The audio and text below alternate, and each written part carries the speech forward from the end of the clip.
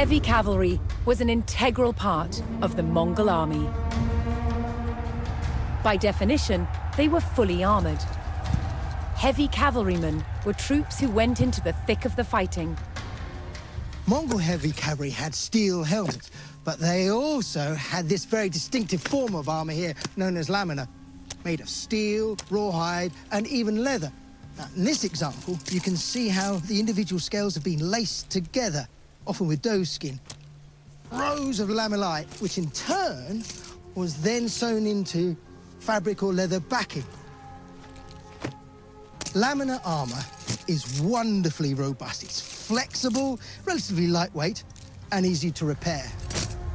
The Mongol heavy cavalryman, in his characteristic lamellar armor, was the hammer in the Mongol war machine. All Mongols, both heavy and light cavalry, were capable horse archers. However, for the heavy cavalry, shock troops that rode into and smashed the enemy, the bow was of secondary importance. Their principal weapon of first contact was the lance. Using the momentum of the horse, the lance was mostly used point first to strike and pierce a foe. It could be used with great precision.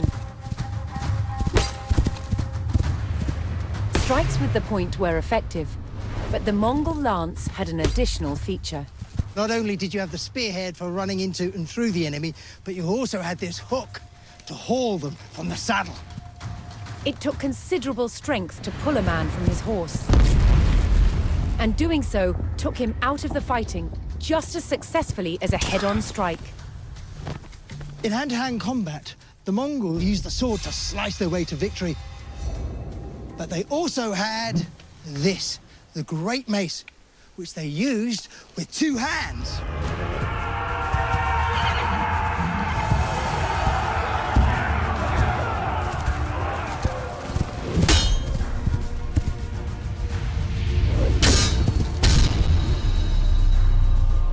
Mongol armies were famous for their ability to move fast and strike with surprise.